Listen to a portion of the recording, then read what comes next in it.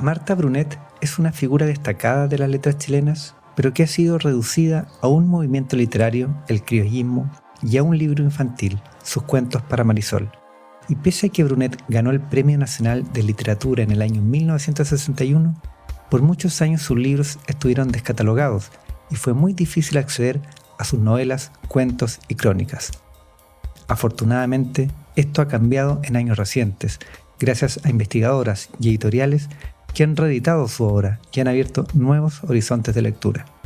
En este capítulo de Bajo Relieve, conoceremos en profundidad a Marta Brunet a través de dos de sus lectoras más atentas, la académica Natalia Cisterna y la periodista Karin Gálvez, y a través de la propia voz de la escritora, que nació en Chillán, al sur de Chile, en 1897 y murió en Uruguay a los 70 años en 1967.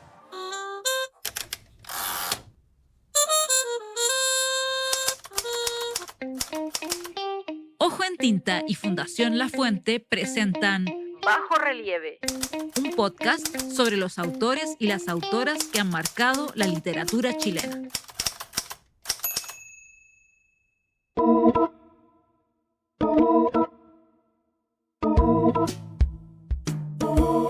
La figura de Marta Brunet es esquiva.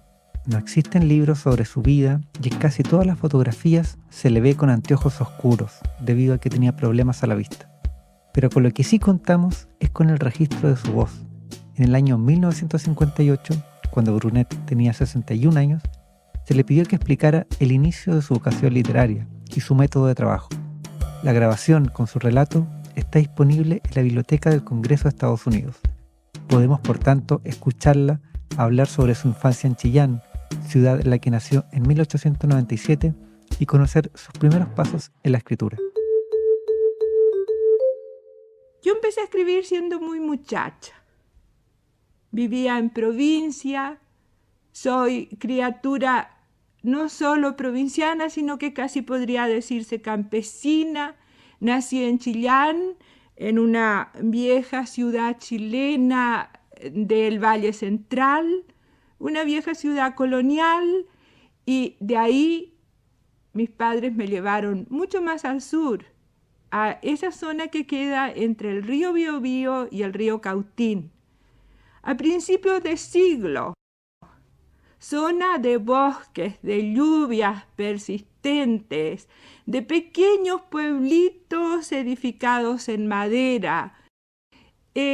Tuve la buena suerte de pertenecer a una familia de gente culta, de gente aficionada, apasionada casi, podría decirse, por la lectura, y en cuya casa mi voracidad de lectura halló una espléndida biblioteca. Leí lo bueno, lo malo y lo pésimo, en una forma absolutamente desordenada, porque si mis padres trataban de que mis lecturas tuvieran un sentido, yo me las arreglaba para sacar libros de la biblioteca al azar de cualquier descuido de mi padre o de mi madre o de mi institutriz. Y así fui leyéndolo todo, especialmente la literatura francesa de fin de siglo y, afortunadamente para mí, la gran literatura española. Pasaron los años y viví varios en Europa. Volví a Chile, siempre llamada, atraída y manada por el libro, por la lectura, pero ya con una conciencia de lo que leía, ordenadamente, y buscando siempre la novela y el cuento en su forma realística y apasionándome por diferentes aspectos de la literatura en cuanto a sus tendencias.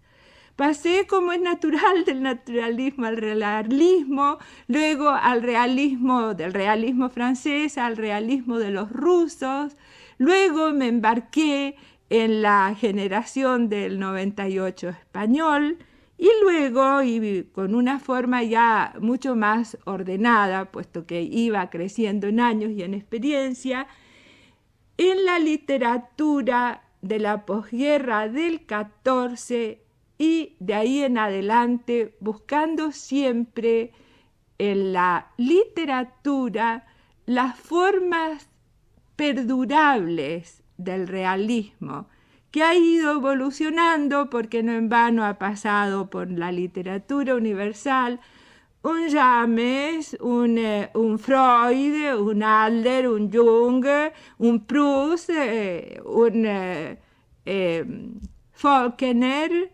un Gide, etc. Habría tantos que nombrar que sería muy largo hacer una lista. Pero de todo este apasionamiento por la lectura, de todo este conocer la vida en tan distintos aspectos, de mi pasión por lo chileno, de mi conocimiento hasta el fondo de la vida de la montaña y de la vida de nuestro pueblo, de mi conocimiento del habla de la gente campesina, de su idiosincrasia, de sus pasiones, de sus vicios, de cuanto hay en ellos de positivo y negativo, nació posiblemente como vivencias, como conexiones que se fueron haciendo dentro de mí impensadamente, como cosas que se fueron coordinando como piecitas de un puzzle en mi subconsciente. Apareció de pronto la necesidad imperiosa de escribir. Marta Brunet, siendo muy joven, escribe, y alrededor de 1920 se empieza a relacionar en Chillán con escritores y poetas. La historia de cómo se descubrió su talento literario es conocida. Brunet envía a Santiago, la capital de Chile, una carta con versos de su amigo poeta Tomás Lago, al crítico literario más importante de la época, Hernán Díaz Arrieta, quien firmaba como Alón, esperando su opinión. El crítico le responde que no le gustan los versos de Lago, pero sí la escritura de la carta que ella le envía, y le pregunta a Brunet si no tiene ella algo escrito en prosa. Brunet le envía su novela Montaña Adentro, que Alón celebra y la impulsa a publicar. Montaña Adentro, la primera publicación de Brunet de 1923, es una novela breve y cruda que muestra la violencia presente en la vida campesina, sobre todo para las mujeres. Se ha inscrito dentro del criollismo latinoamericano, un movimiento que pone su mirada en el mundo rural y que en Chile tuvo como máximo exponente a Mariano Latorre. Es un movimiento que le debe mucho al naturalismo europeo por su atención a la realidad, pero aunque Montaña Adentro fue bien recibida por la crítica, no lo fue en el entorno provinciano de la escritora, que llamó a Brunet inmoral y hereje. Actualmente, Montaña Adentro está disponible en un gran tomo que reúne todas las novelas de Brunet en una edición crítica publicada el año 2016 por la editorial de la Universidad Alberto Hurtado. La edición incluye notas aclaratorias y al ser una edición crítica, también son mencionados en notas al pie los cambios que hace Marta Brunet a través de los años en las distintas ediciones de sus libros. La responsable de esta edición crítica es la académica de la Universidad de Chile, Natalia Cisterna, doctora en literatura, especializada en autoras latinoamericanas. Me reúno con Natalia y le pregunto en primer lugar cómo fue recibida Montaña Adentro, la primera novela de Marta Brunet.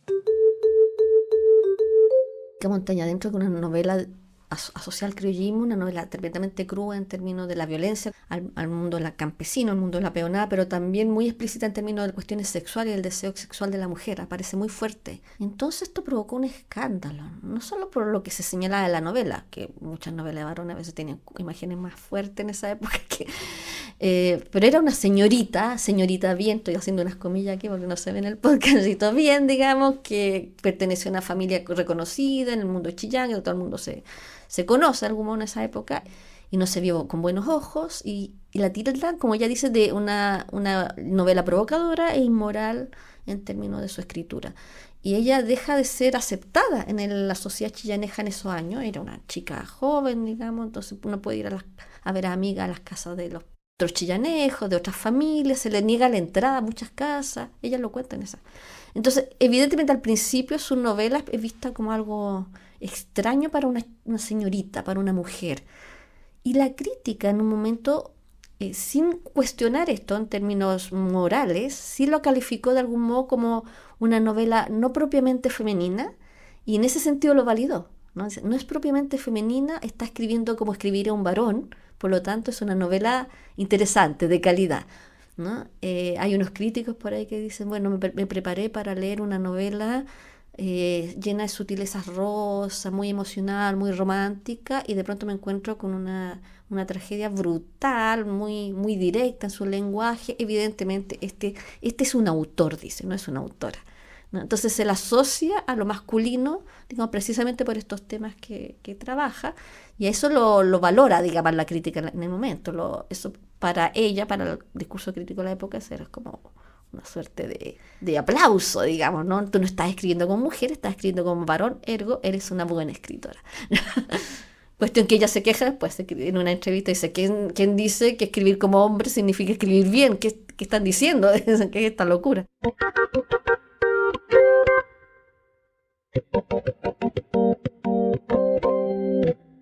Pese a la adversidad de su entorno, Brunet no dejará de escribir. En 1930, una selección de sus cuentos se publica en el libro Reloj de Sol, y en 1938 la autora lanza el popular libro infantil Cuentos para Marisol.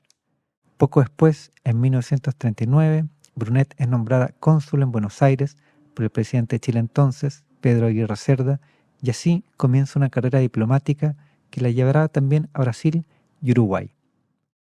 Es en Argentina donde Brunet entra en contacto con el surrealismo, que marcará obras posteriores, como las novelas Humo hacia el sur, La mampara, María Nadie, de 1957, y Amasijo, su última publicación, y una de las primeras novelas en Chile que habla de la homosexualidad. Considerando lo rupturista de la narrativa de Brunet, quien murió en 1967, le pregunto a Natalia Cisterna cómo ha sido leída la obra de esta autora. Y hay dos líneas con las que generalmente se la ha ido leyendo, o sea, ha ido describiendo su obra, generalmente asociándola a la literatura criollista, un género, una corriente, mejor dicho, una corriente estética, ¿no? Incluso los textos que a veces se escapaban un poco, eran medios rebeldes a la adscripción a esta corriente, eran menos considerados, menos reeditados en la obra de Brunet.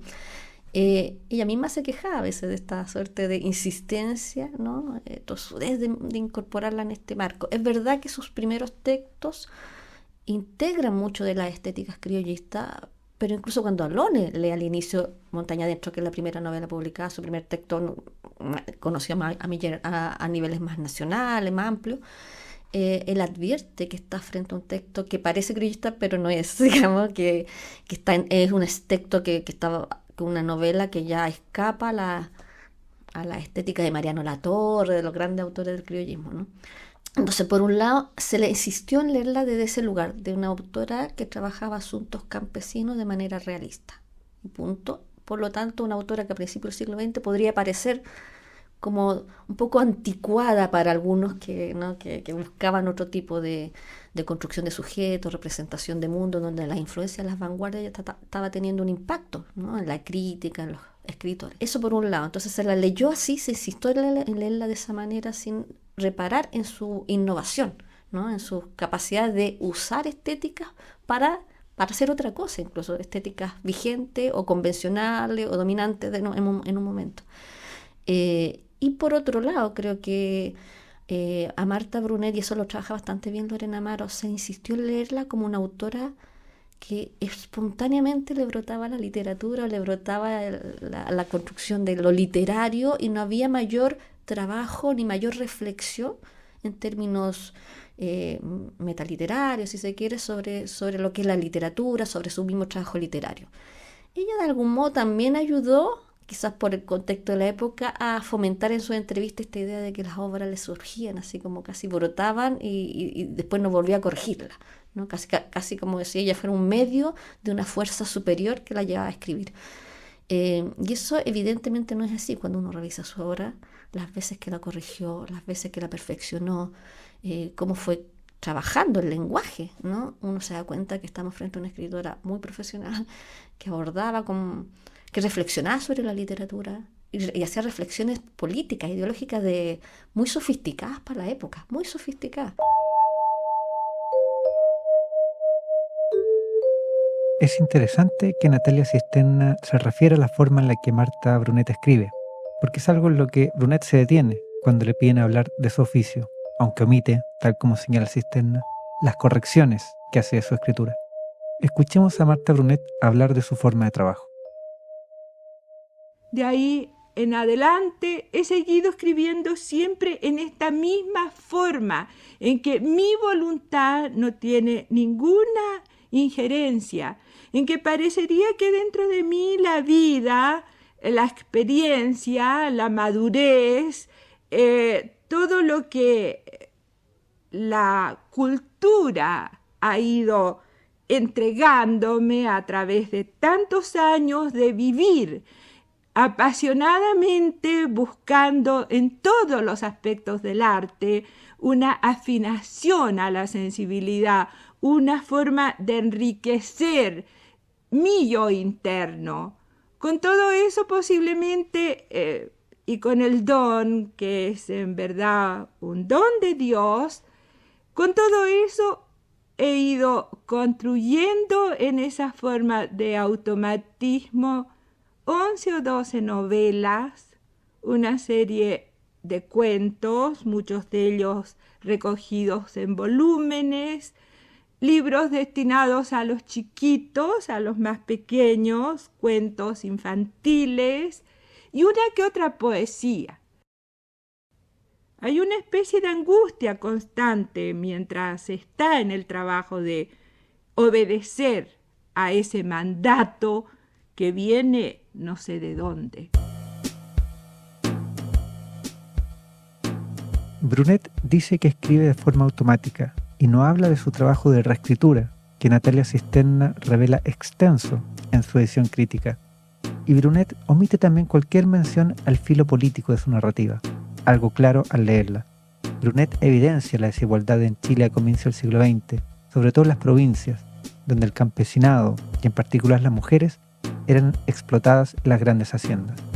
Sobre este foco en las mujeres por parte de Brunet, comenta Natalia Cisterna. Entonces ella estaba preocupada evidentemente por la desigualdad social, pero también hay una dimensión muy relevante que algunos autores notaron, algunos críticos, mejor dicho, y críticas notaron en la obra de Brunet. Uno de ellos es Ángel Rama, ¿no? Sin ir más lejos, el famoso crítico uruguayo. Y es la importancia que ella le otorga a la mujer en su obra, al lugar secundario y a la explotación que experimenta y sufren las mujeres en las sociedades patriarcales. Y hay una dimensión importante dentro de su narrativa que a mí siempre me ha llamado mucho la atención en su obra, es la importancia que le da a las mujeres del mundo popular, ¿no? Y cómo va construyendo esas mujeres del mundo popular rural, ¿no?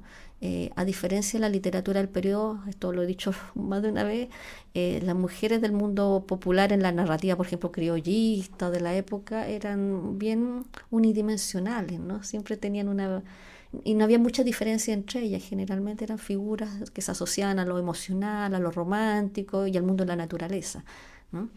En cambio, en la obra de Brunet, cada mujer del mundo popular constituye una individualidad, con sueños, deseos, biografías propias. No se parecen en nada. Es impresionante ese detalle, digamos, en construir perfiles psicológicos muy complejos, muy sofisticados, muy ricos de las mujeres del mundo popular rural. Y ella, bueno, hablando de ese tema también, ella estaba muy preocupada del nivel de la subalternidad, digamos, de las mujeres en la sociedad chilena, en la sociedad campesina, de la explotación, ¿no? Dentro del matrimonio, ¿no? Y hay mucha imagen en su literatura sobre eso. Además que Bada alguna vez lo señala y ella aplaude cuando se funda el MENCH, ¿no? El Movimiento Pro Emancipación de Mujeres en Chile a mediados de los 30, saca un ensayo por ahí donde aplaude y felicita a las organizadoras de este movimiento, ¿no? Entonces, hay una vertiente feminista muy evidente en su obra.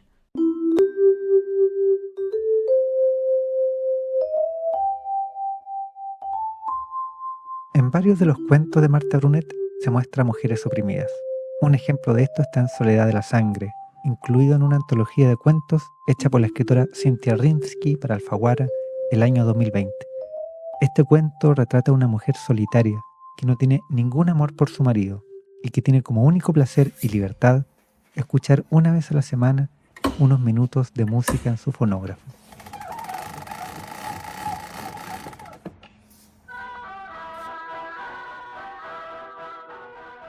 Dice Cisterna sobre las mujeres en la narrativa de Brunet. Hay protagonistas donde es evidente el grado de explotación y el lugar subalterno y las pocas posibilidades que tienen estas protagonistas para rebelarse, para manifestar sus deseos, para poder tener una vida medianamente digna en un ecosistema, en una sociedad, en un entorno familiar que ya ha definido quiénes son, ¿no? Y lo que tienen que hacer. Y esa noción de esclavitud está vinculada fundamentalmente a sus roles domésticos, ¿no? Roles domésticos que no pueden abandonar. En el caso de Soledad de la Sangre es significativo, o sea, la protagonista es muy claro, ¿no? Lo que hace, está todo el día condenada, digamos, a hacer, todos los días son iguales, dice prácticamente, ningún día se diferencia del otro porque todos los días tiene que hacer lo mismo, lavar, cocinar, mantener la casa, esperar al marido que llega, ¿no? Prácticamente no tiene contacto con el mundo exterior, no tiene amigas, está aislada en esta casa, en la montaña, donde trabaja todo el día como una endemoniada, ¿no? Sin embargo, tiene la posibilidad, y esto es maravilloso en Brunet, siempre a los protagonistas le abre cierta llave de posibilidad de emancipación, o de vislumbrar cierto grado de emancipación, cierta posibilidad de una vida distinta. Y en Soledad de la Sangre se ve a través de la figura del fonógrafo, porque la protagonista prende el fonógrafo, su fonógrafo, que es lo único que le pertenece realmente, que fue algo comprado con autorización del marido, ¿no? Una vez a la semana, los sábados en la noche, y ahí es libre. Prende, escucha un vals, y eso la remite, digamos, al pasado, es una suerte de analepsis que la lleva al pasado, al momento de la infancia, previa al matrimonio, que es el momento de la libertad. Está con las amigas, donde encuentra el primer amor, ¿no? Entonces es otra escena, como que ella logra liberarse a través del arte una vez a la semana, una suerte de pequeña válvula de escape, ¿no? Y ahí gira todo el conflicto, en realidad. El clima de la obra en torno a esta figura del fonógrafo, como figura de liberación. Entonces los personajes de las protagonistas de Brunet vislumbran siempre la posibilidad de otro tipo de vida, en distintos grados, algunas de manera más directa, otras y abrazan esa otra vida con todos los castigos que eso puede conllevar, y otras como de manera muy indirecta, con estrategias muy sutiles, ¿no? O abrazando las pocas libertades que se le otorgan dentro de esos sistemas de opresión, como el caso de Soledad de la Sangre con el fonógrafo. Marta Brunet se relacionó con escritores y escritoras de su época, como María Luisa Bombal, y gracias a su carrera diplomática conoció distintos movimientos y tendencias. Su escritura, por lo tanto, tuvo un desarrollo y una interesante evolución, que comenta Natalia. Claro, uno puede ver en los primeros textos de Brunet, pienso en Montaña Adentro, en Bestia Dañina, mundos en donde las protagonistas generalmente son protagonistas mujeres, las de ella. Entonces es bien interesante la obra, es bien claro, digamos, en la obra de Brunet. Son protagonistas mujeres en el mundo rural, ¿no? Entonces los primeros años, décadas, ¿no?, de su escritura es el foco, ¿no? Está Montaña Adentro, Bestia Dañina, los textos de Reloj de Sol, de un libro de cuentos. Entonces hasta la década del 30 estamos viendo esa escena, y en la década ya del 40, y en esto coinciden muchos críticos, hay varios cambios en su narrativa. Hay una influencia no directa y radical, pero sí una influencia importante de las literaturas de vanguardia. Entonces ya aparece ahí, por ejemplo, Aguas Abajo, que este libro de cuentos donde tú mencionas el cuento Soledad de la Sangre y otro, en donde ya la imagen de este mundo campesino la representación de ese mundo campesino va cediendo lugar a la representación de la historia del sujeto, de su subjetividad, de las protagonistas, ¿no?, de su historia personal. Entonces todo se va centrando más en los protagonistas más que en la descripción de los paisajes, ¿no?, en la representación de esos paisajes naturales. Y cada vez se va transformando más en una literatura de carácter más psicológico, por decirlo de alguna manera, ¿no? Y esto tiene lugar más o menos en la década del 40, cuando ella está en Buenos Aires, cuando ella es cónsul. Entonces tiene contacto con las vanguardias del otro lado de la cordillera, allá en los Andes, ¿no? Y tiene muy buenas relaciones con la gente ahí, con Oliverio Girondo, Nora Lange, Victoria Ocampo. Pero claro, o sea, hay un tránsito evidente donde de una primera etapa en donde se interesaba obviamente el paisaje, el mundo rural, las protagonistas tenían un lugar central, cada vez ese mundo rural en términos de su descripción deja de tener mayor relevancia, las costumbres locales dejan de tener mayor relevancia y vamos pasando a un foco puesto sobre todo en los sujetos, en el devenir emocional, psicológico de los sujetos. Hasta ahora nos hemos detenido exclusivamente en la obra de ficción de Marta Brunet y en su carrera diplomática, pero no ha dicho nada de su labor en prensa, algo injusto, porque la participación de Brunet en prensa fue amplia y además dejó huella. Escribió primero poesía, cuentos y crónicas en La Discusión de Chillán, el primer diario que imprimió sus creaciones, así como en el sur de Concepción y en La Nación de Santiago. Y en Buenos Aires, Brunet colaboró en Caras y Caretas, entre otras. Además, la escritora fue directora de publicaciones, como de la revista Familia de Santiago. Quien ha rescatado el lado periodístico de Brunet ha sido particularmente la investigadora y periodista también Karen Gálvez, que publicó una antología de las crónicas, entrevistas y columnas de la escritora chianeja en el libro Rodar Tierras, publicado por La Pollera el año 2019. El 2025, además, Gálvez lanzó el ensayo El periodismo literario de Marta Brunet, publicado por Ediciones Universidad de Valladolid. Llamo a Karin por teléfono y le pregunto por los intereses de Marta Brunet, que se reflejan en su labor periodística. Si uno analiza las temáticas de Marta Brunet como periodista en sus crónicas, columnas y entrevistas, notará que hay temáticas que van repitiéndose a lo largo de su trayectoria. Estas son relacionadas con la mujer, derechos de la mujer a nivel público, en su participación a nivel público, también temas relacionados con la infancia, con la difusión de la cultura y las artes, y también con temas de viaje y de costumbres de la ciudad.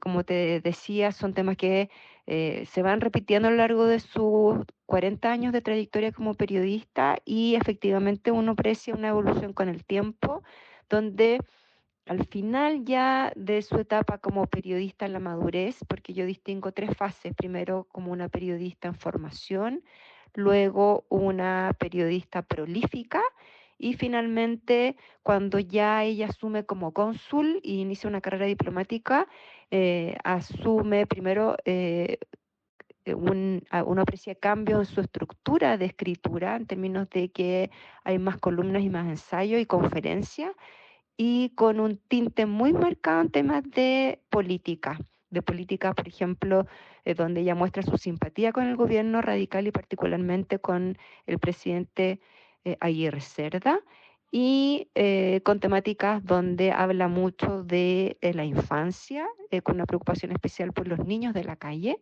y por la necesidad de que existan subsidios para los artistas. O sea, pasamos a un momento de su carrera periodística en que los temas de la política, en términos de políticas públicas, adquieren importancia.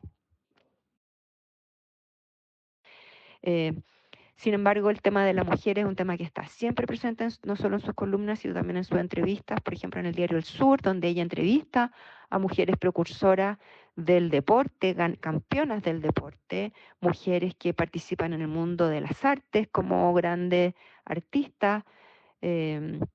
También tiene crónicas donde destaca el rol de, por ejemplo, de la gran Josefina Parker como bailarina, y la sensualidad, el derecho a la sensualidad y de la sexualidad de la mujer también aparece en sus crónicas, en sus columnas. Por lo tanto, la preocupación por la mujer es permanente durante toda la etapa de Brunet como periodista. Además del fondo de los artículos de Brunet, de sus intereses, es importante detenerse también en la forma, y Karin Gálvez considera a Brunet una pionera del periodismo literario. Propongo que ella es una precursora del periodismo literario chileno y más aún que es la primera periodista moderna chilena, porque utiliza técnicas y rutinas propias del periodismo chileno y del periodismo como disciplina moderna en términos de ir a los lugares, observar, describir y reportar, además de utilizar fuentes periodísticas en el sentido que ella entrevista siempre a un otro en un diálogo con un otro a través de un cuestionario, en un diálogo semiestructurado tras la búsqueda de información. No es un diálogo por un diálogo en sí mismo. Desde el punto de vista literario, utiliza técnicas del periodismo literario moderno, como nosotros lo entendemos, bajo la lógica de cómo lo ha definido Sims, por ejemplo, Abramson, en que es posible observar una trama precisa, una construcción de personaje, construcción de escenas. Hay también uso de diálogos, uso de elementos narrativos propios de la literatura en pro de una escritura más cuidada y estética, que es como se define hoy un periodismo literario moderno, que en definitiva es lo mismo que proponían durante los años 60 los precursores del nuevo periodismo estadounidense como Tom Wolfe y Gay Talese, pero que ella lo hace a principios del siglo XX. Por lo tanto, vemos que se adelanta ese llamado nuevo periodismo con técnicas que ella utilizaba en los años 20, años 30. Después de comprender lo valiosa de la obra de Brunet como escritora, periodista y ensayista, ¿cómo se explica que haya sido olvidada por tanto tiempo, que haya sido reducida a un movimiento literario, el criollismo, y que sus libros por muchos años hayan sido descatalogados?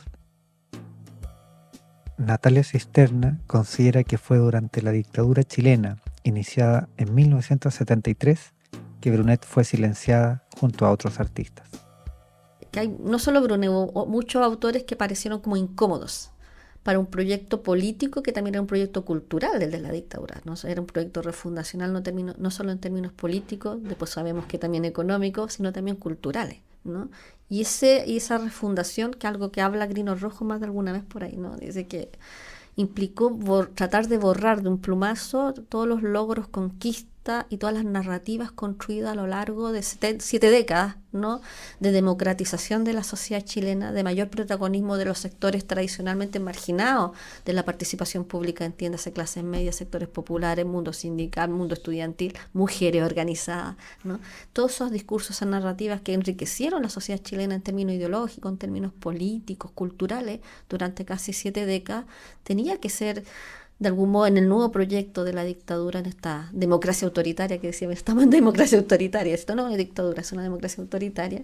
Fue diseñando entonces un nuevo proyecto cultural en donde estos autores o eran borrados, sacados definitivamente del mapa, o eran divulgados en aquellas obras que parecían menos problemáticas, que parecían menos incómodas para esta nueva narrativa fundacional, ¿no? Una narrativa que importaba el orden, ¿no? El respeto a la propiedad, la jerarquía, la vida cultural previa a estas transformaciones de los años 70, de 7 décadas de democratización de la sociedad chilena. Y es por eso creo yo que los cuentos para Marisol de Brunet se siguieron reeditando por mucho tiempo, ¿no? Pero esto también se ve con otros autores, pues Manuel Rojas, Baldomero Lillo, que es Neruda. A Mistral se la reduce a lo ínfimo, a estos cantos infantiles, digamos, versos al mundo de la infancia, ¿no? Y eso es como una operación, creo yo, que se fue montando de a poco, digamos, y tuvo particular éxito, sin duda alguna, ¿no? Les agradezco por haber llegado hasta acá, y a Natalia Cisterna y a Karin Galvez por responder amablemente mis preguntas. Agradezco también a la Biblioteca del Congreso de Estados Unidos, donde está disponible el registro sonoro de Marta Brunet que escuchamos. Dejo para el final la entrañable forma en la que Brunet se despide en esta grabación. Esto es una pequeña confesión. Esto que ustedes acaban de oír aquí es lo que una mujer de Chile, una mujer que a sí misma se llama campesina, una mujer que ya tiene más de medio siglo de vida, que lleva, creo que 30 y tantos años dedicada a la literatura, que tiene 14 o 15 libros publicados, confiesa para ustedes, dice para ustedes, con la esperanza de que estas palabras les lleguen como están dichas sinceramente, que ustedes las comprendan, que ustedes excusen cuanto en ellas pueda haber de improvisado y puede ser que de muy mal hilvanado,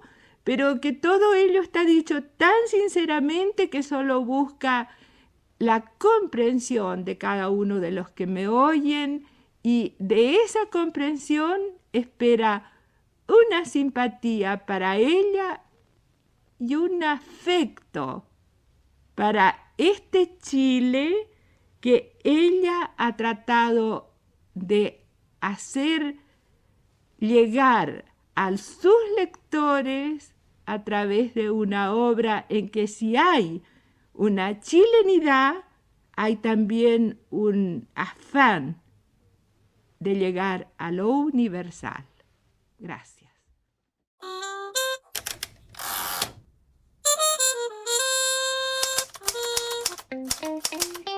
Ojo en Tinta y Fundación La Fuente presentaron Bajo Relieve, un podcast sobre los autores y las autoras que han marcado la literatura chilena.